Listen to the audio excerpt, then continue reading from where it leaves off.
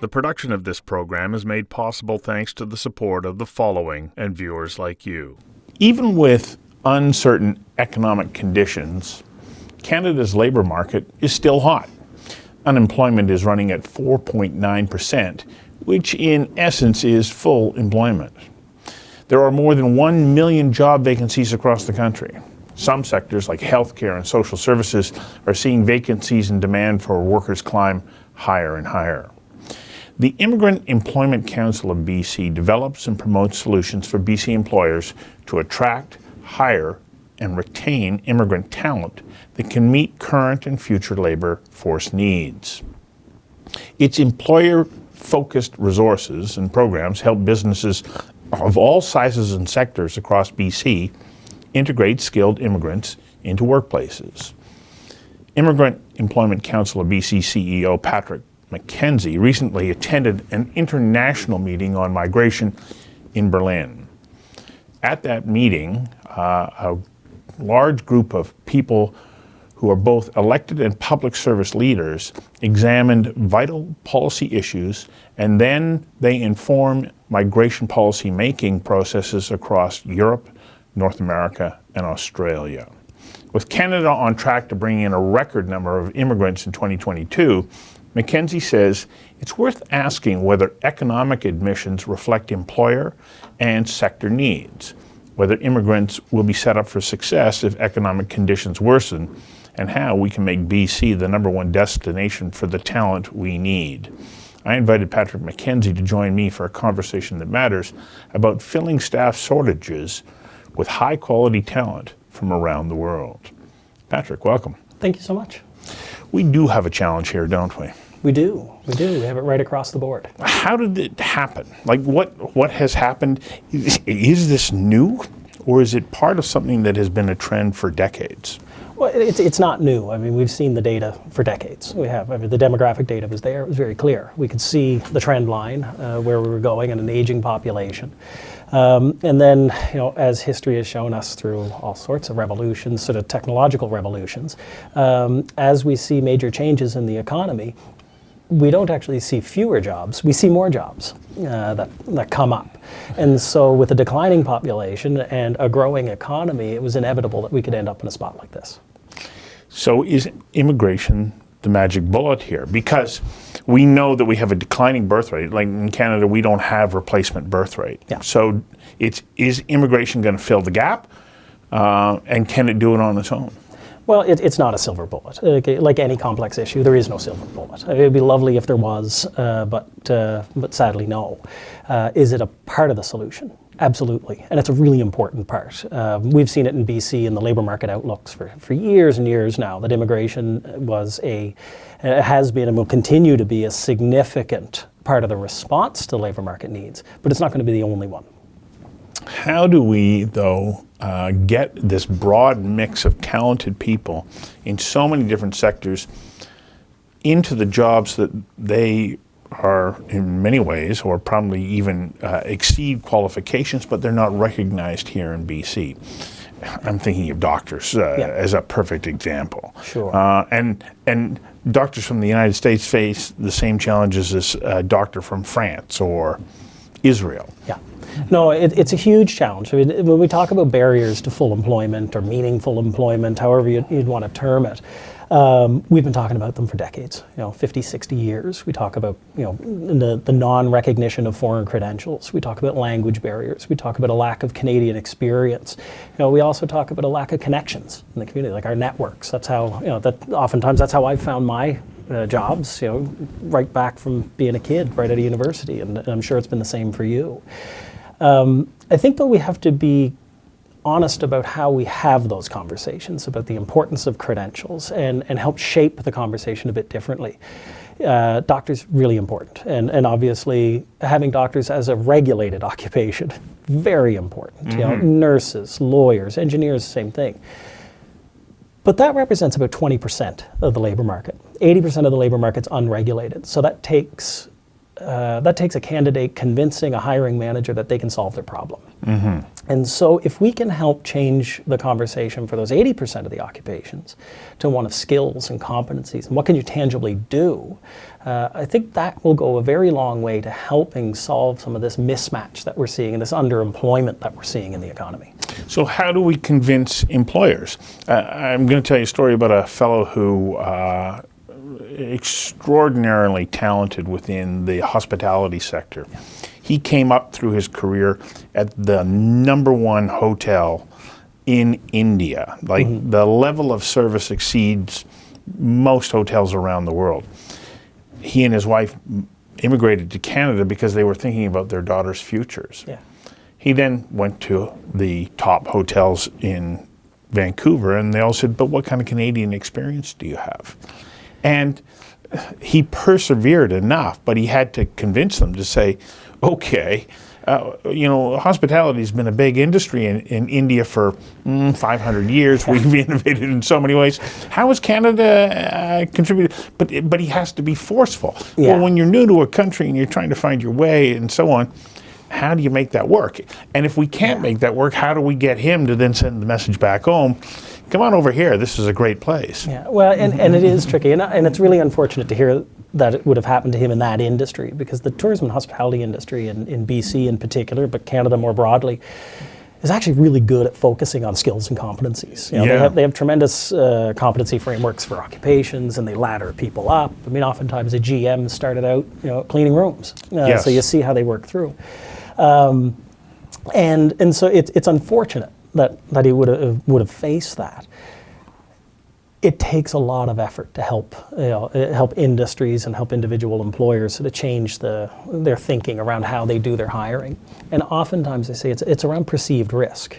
It's if you're hiring someone, you're hiring a Canadian-born and educated and trained individual. There's a perceived risk, or there's a level of risk to hiring that individual. So how do we help? And at the Immigrant Employment Council of BC, how do we help reduce that perceived risk down to be the same for an immigrant as it would be for a Canadian? And I don't necessarily blame the employers, because if you look at the economy, I think in BC is somewhere between 96-97% of the economy. It's based on small and medium-sized businesses, and for the most part, really small businesses.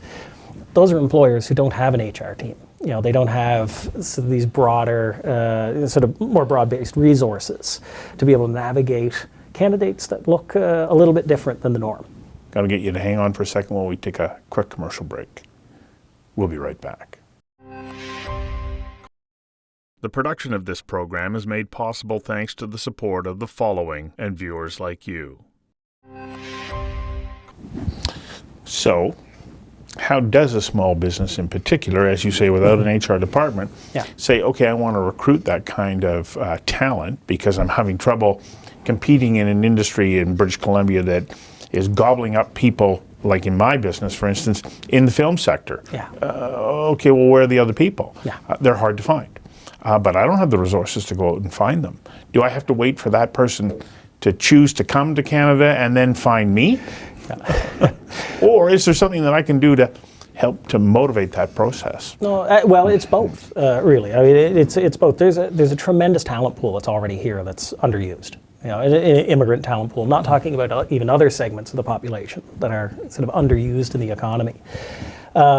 So, if you're an employer in BC that wants to look for immigrant talent, you say, okay, I'm not finding the people I need in the traditional places I look. Organizations like mine, we keep, we will keep a repository of immigrants and their skills who are looking for work here in BC. So you can become that conduit. So we can become that conduit, and there are other organizations like us. We're not the only game in town on this. Diversity out in Surrey, certainly ISS of BC. There's plenty of others that are doing some great work as well. So the difference with us is that we focus on what is the employer, like what's their thinking, what do they need.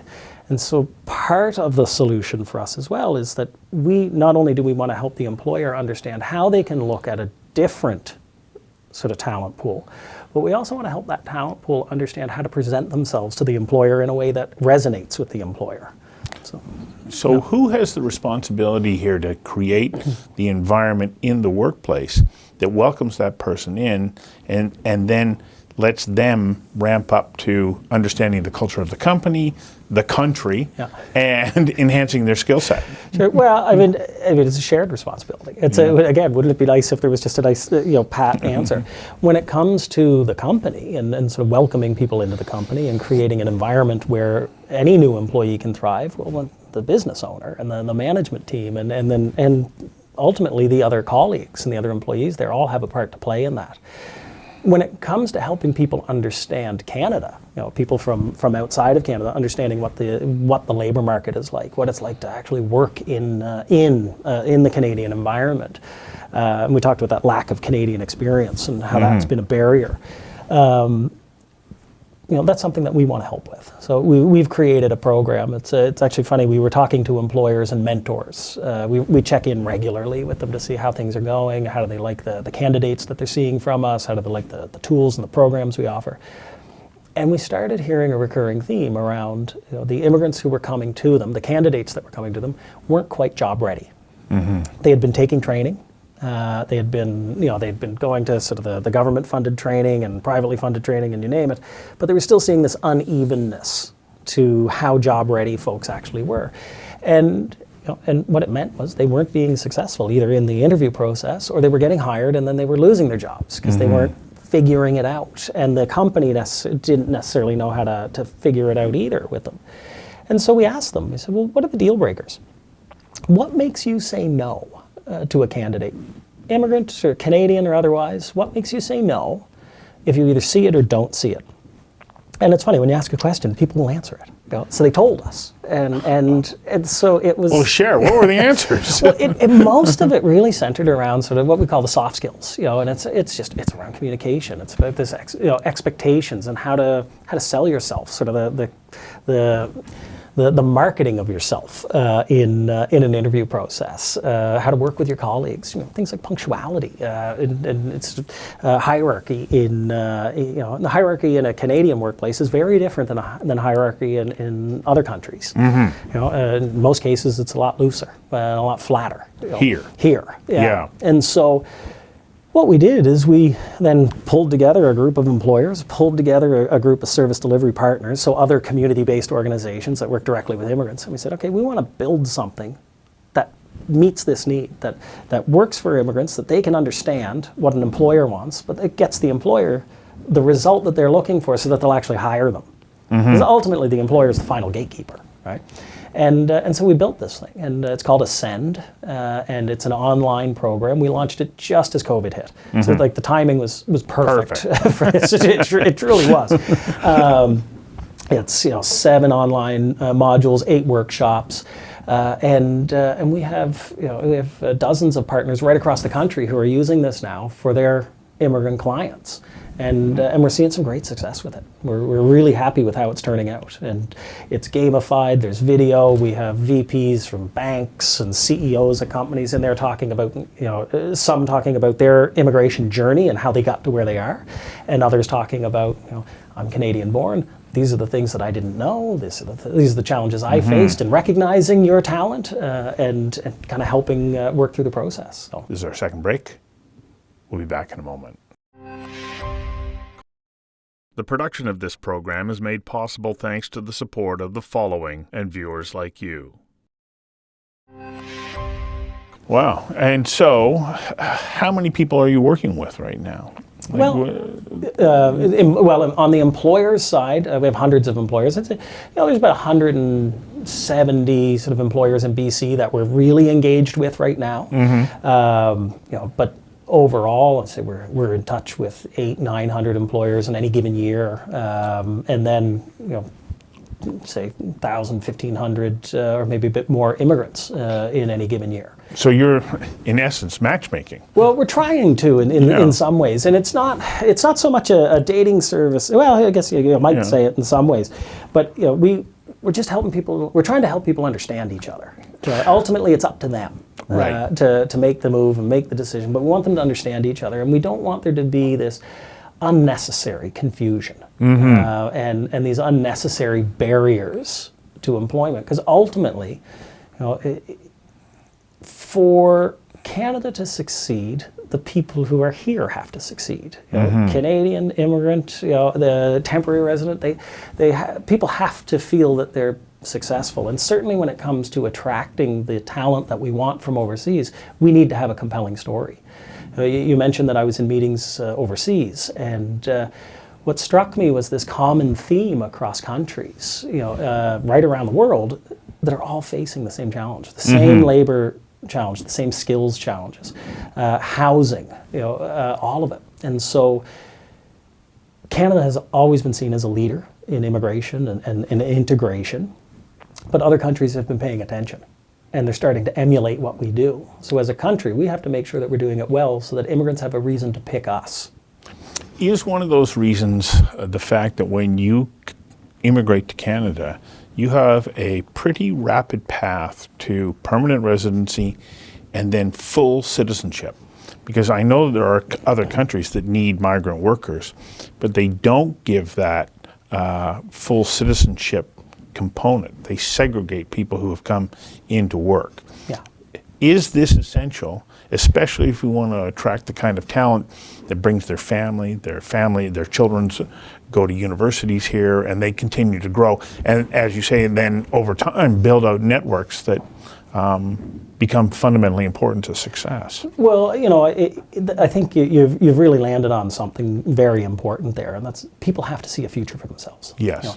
And there are very few of us who thrive in uncertainty.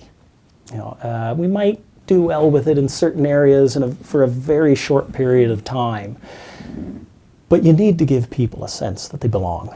You need to give them the opportunity to belong. You know, and ultimately, the individual is responsible for themselves. Make no mistake. But as communities, as society, as governments, as organizations like mine, what's our role in making sure that people can see their way through? And I think that, you know, that having access to permanent residency, very important. Having a clear path to citizenship as well, very important in making this the sort of country that people see a future for themselves, opportunity for themselves.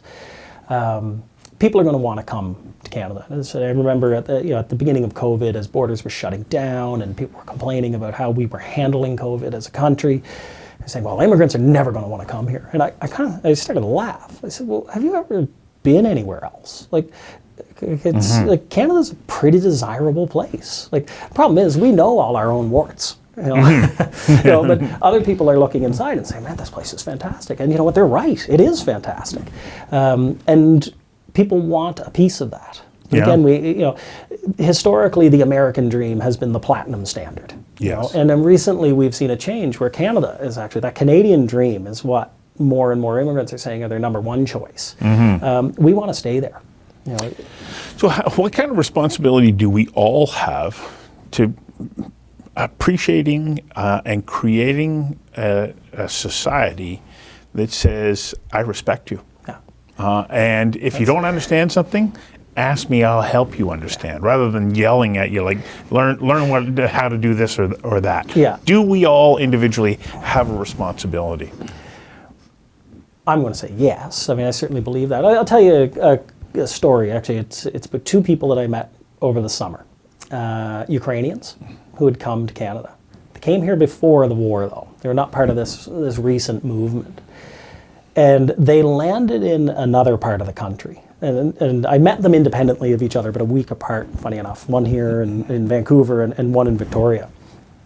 And when I asked them why they were in Vancouver or why they were in Victoria and not the place they landed, because when they landed with jobs. They landed with jobs. One of them was given an apartment, a car, and a gas card as well. Wow. And you know, see the price of gas right now. The gas card alone is pretty enticing for a lot of people. And I said, well, you were given all this, and I know where you were. It's a lovely part of the country. Why didn't you stay? Why'd you leave? So it was a well-paying job. They had out there. I was driving a truck driver there, and driving Uber here now. And I said, well, why'd you do this? He said, opportunity. He said, I felt there was more opportunity here for my family. And that kind of broke my heart to hear that. And then the second person that I was talking to, he said they had a job as a librarian in this city. He said, I was never part of I never became sort of part of the fabric. He said the other colleagues, they would have their conversation, they had sort of their inside jokes, they had all the inside baseball, as it were, that you have all growing up together in the same area. And he said, they never invited me in. And so she left. And so if we're not careful, they're not just going to leave the community, they're going to leave the country. And as a country, like, let's be selfish about this for a moment. And let's not kid ourselves. We need immigrant labor. We need immigrant talent, and we need immigrant skills. And so we need it right across the spectrum, from low skilled to high skilled. And so if we don't understand our own need, we're probably not going to take responsibility. And we're going to do a disservice to ourselves. Third and final break. We'll be right back. The production of this program is made possible thanks to the support of the following and viewers like you. Off camera, I told you about former Prime Minister Jean Chrétien at a presentation that he made down here at the China Gate, talking about how Canada has opened its arms to the people of the world and said, let's build a truly blessed nation. But I think that has to be the spirit. That's the way that we see this.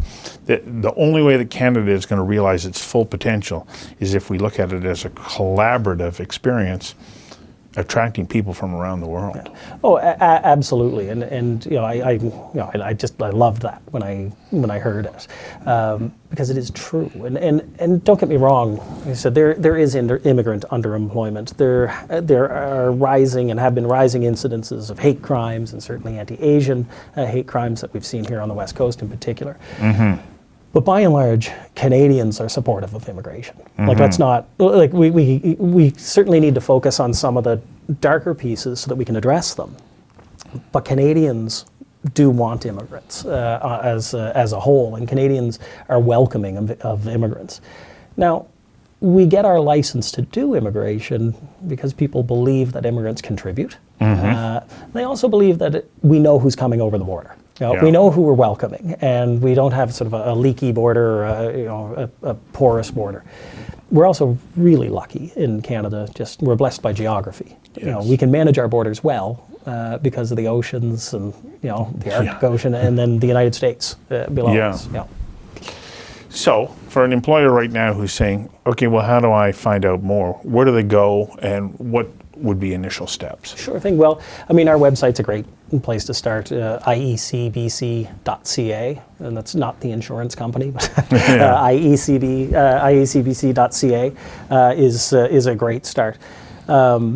One of the things that we try and do is, like, we recognize that this is a really large issue to tackle, so we're not trying to do it on our own. We have partners all across the country and all across BC, and so what we want to do is to make sure that an employer who comes to us, that we give them the best services that we can. We actually beg, borrow, and steal services from like-minded organizations right across the country as well. We're collaboration again. Well, that's it. We're part of something called the Immigrant Employment Councils of Canada, and so there are 10 of us from coast to coast, and we've all said, well, like, we're doing toolkits, we're running programs, like, let's put them all in one spot.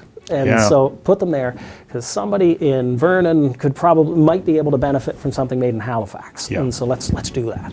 And it's been really helpful. And then what we'll do is refer, if someone comes to us, like, you know what, we're not the right person necessarily to, but we can help you navigate who else is out there who might be able to provide the services that are going to make the difference in your company.